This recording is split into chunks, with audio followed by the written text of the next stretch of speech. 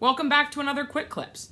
So this week, I want to talk about a kind of compositional technique that I use with students. It's really easy, so it can be used for any age range, right? Of course, like my other stuff that I've talked about, you can adapt it to your class to make it for older kids or keep it simple for younger kids, whatever you'd like. The reason why I really like this activity, especially right now, is that it's a really great opportunity to get your students involved who are working at home.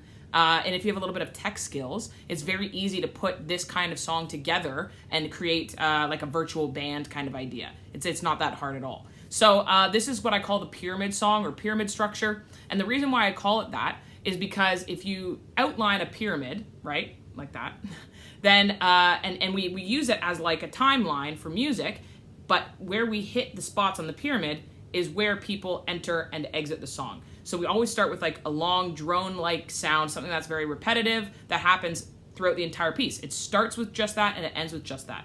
And then the next student or the next instrument will come in a little bit after that sound with their own sound that is repetitive throughout. And then they'll leave a little bit before. And then so on and so forth until we get to the top.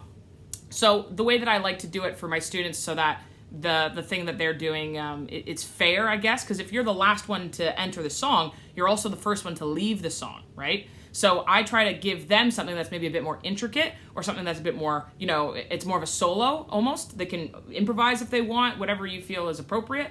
But I like to do something at the top that is a bit more challenging for them. And the thing that, is just above the drone is something that's going to be a bit more repetitive, a bit more foundational, because they're going to support whatever's happening above them in the song.